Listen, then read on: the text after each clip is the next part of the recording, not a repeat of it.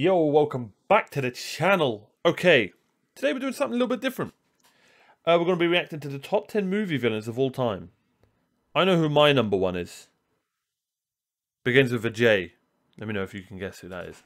But I'm really excited to see this, and we'll see who's in here. I'm expecting Palpatine, Joker, maybe Sauron. We'll see. We'll see. But let's do it. Be sure to check out Cinefix. And be sure to subscribe to my channel. I'd greatly appreciate it. Let's do this. I'm excited. Their evil or their humanity, their likability or their repulsion. Let's take a tour of some of cinema's favorite bad guys and try to find out. These are our picks for the top 10 movies. You know what? Yes.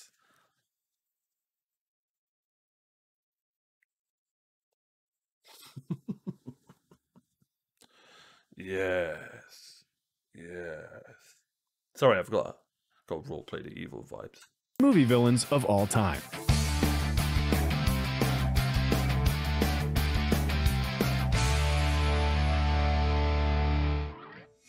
We're starting off at number 10 with the pure evil. It's the bad guy who does bad because it's bad, and since bad is good, good is bad, so he's gotta be good, right? Sure, this might sound like a top candidate for the best villain and a fantastic tongue twister to boot, but it's also the flattest of characterizations. It may have terrified us as kids when boogeymen and black and white morality hid under our beds, and in that sense, these villains will always hold a nostalgic sort of tyranny over us. But we've long since stopped fearing in such simple terms. However, that doesn't mean that there aren't some worthwhile villains who are notable mostly for the pureness of their evil. There's Emperor Palpatine, Damien from The Omen, along with just about any other incarnation of the devil you see in a movie. However, for our favorite pure evil, we tend to like Sauron. I see.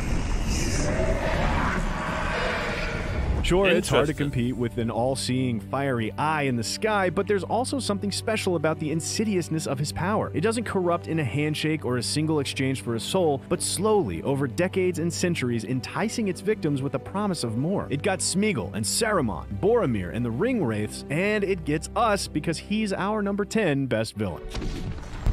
So, what works better than pure evil? Well, there's something to be said for the villains that scare the ever-loving shit out of us. I hate horrors. Horror movie monsters, God, I didn't things think that go bump in the night. Your Freddy Krueger, your Jason Voorhees, your Michael Myers, your Leatherface. And while some of them might seem pretty evil, we actually think their overriding trait is more that they're amoral. They're agents of chaos, they're dangerous and unpredictable, and they could kill anyone at any time, not because they necessarily hate the world, but because they don't not hate it either. And it's not just horror monsters. Characters like Goodfellas' Tommy DeVito and the Shark from Jaws make us brown our drawers just as much as slasher goons. But for our number 9 pick, we think it doesn't get much more terrifying than City of Gods' Lil Z.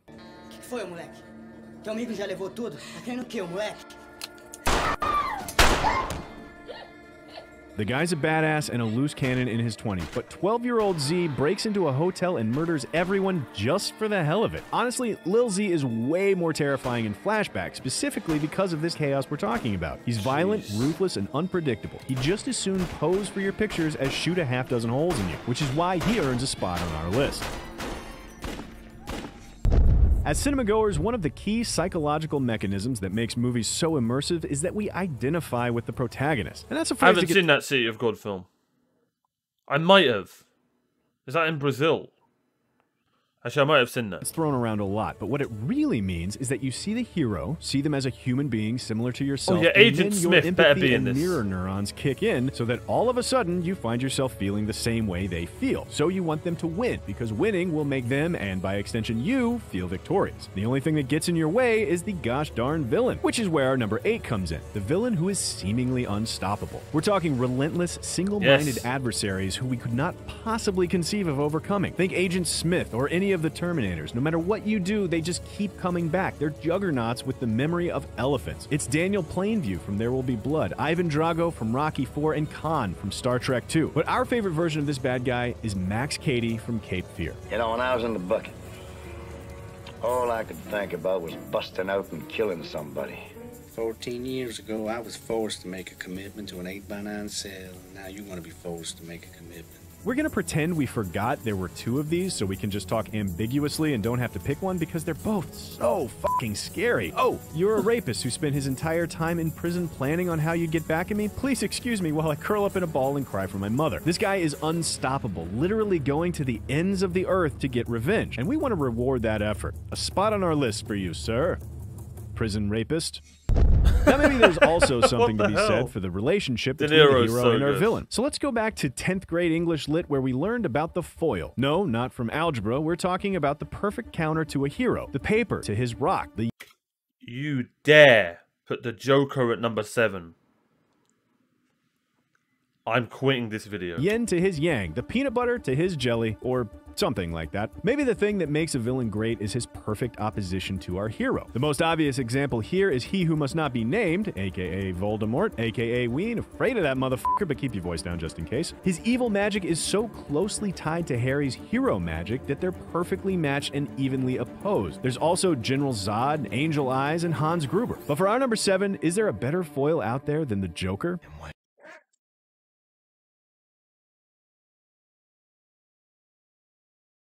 I'm actually disgusted. I'm actually disgusted. If anyone knows, you probably don't know this because I'm such a huge fan of Lord of the Rings. Single film, right? Not franchise, single film. The Dark Knight is the best film of all time, whether you like it or not. This is true.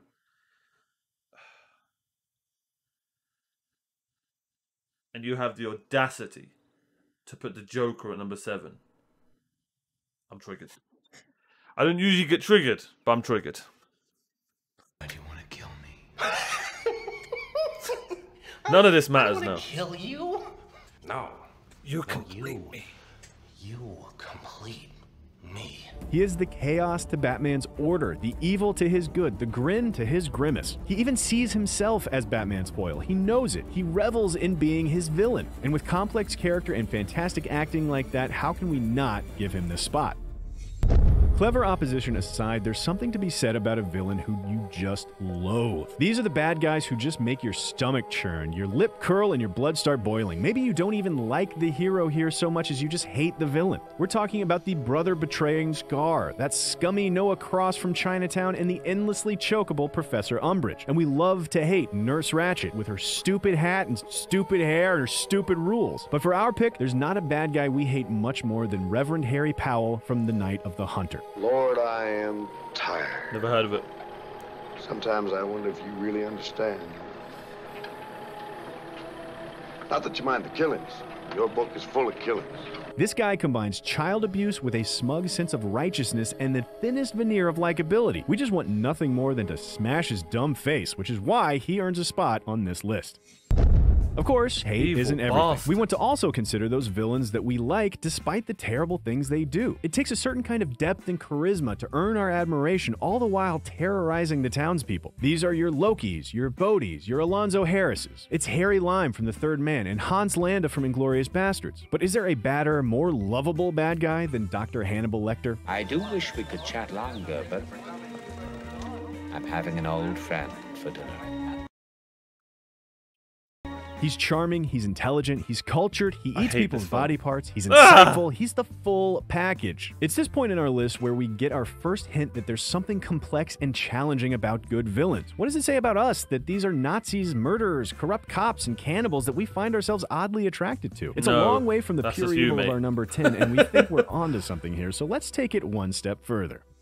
That's just you, Somewhere geezer. between hateable and likable, we find one-dimensional badness sometimes reveals itself to be something a little more human than we expected. Sure, we never really root for these villains, and we sure don't want them to win, but we're hoping for less of a public execution and more like some serious therapy. And that's where things get really terrifying on an existential level. The similarities between them and our heroes start to shrink. The similarities between them and ourselves are less and less. This might be Woo Jin Lee from Oldboy, Tajomaru from Rashomon, or Darth Vader by the end of Return of the Jedi. There's loads of worthwhile three-dimensional villains, but our favorite of all time is Hans Beckert from M. Ja, manchmal ist mir, als ob ich selber hinter mir herliefe.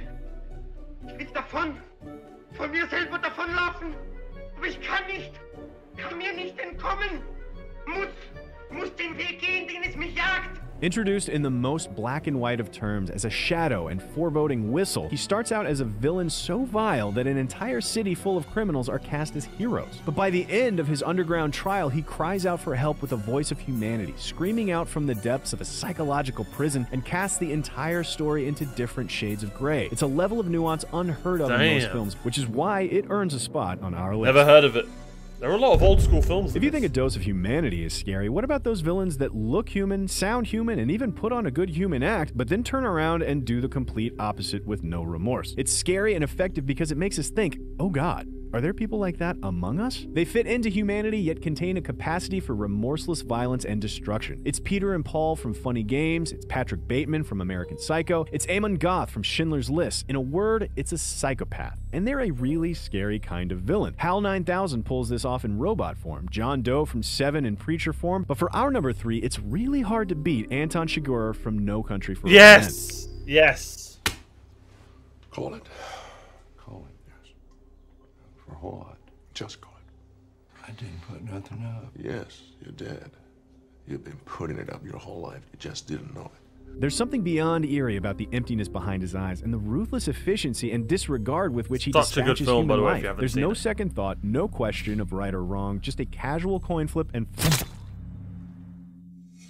It's starting to seem like the best villains don't just function well in the story, but they also have a complex psychological relationship with the viewers, aka us. So we want to talk about the kind of villain who's taken a normal, everyday sort of madness and distorted it out of proportion. And we think this might be as scary as it is because it seems to say to us, this could be anyone. This could be your husband someday. This could be you. They're Annie Wilkes from Misery, who takes the infatuation everyone feels a little bit and then kidnaps a man. Or Jack from The Shining, whose isolation has turned him into a monster. There's Colonel Kurtz and Joan Crawford and Alex Forrest. And our favorite of these villains, Norman Bates. My mother, what is the phrase?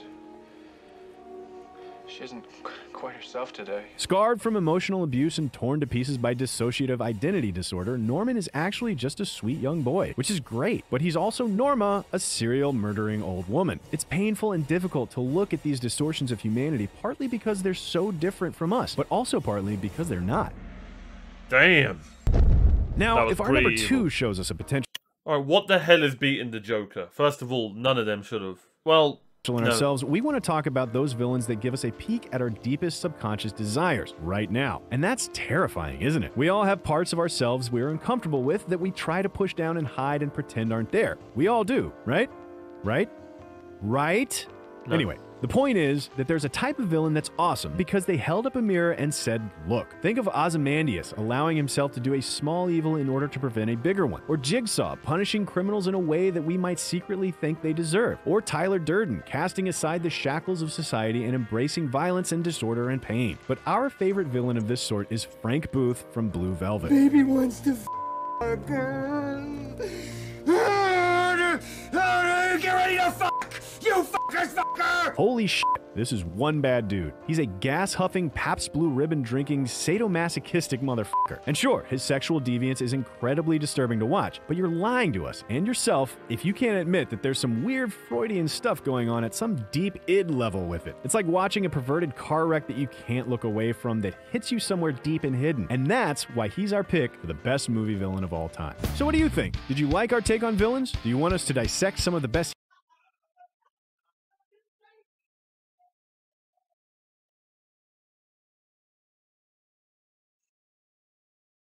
Not even angry, I'm just disappointed.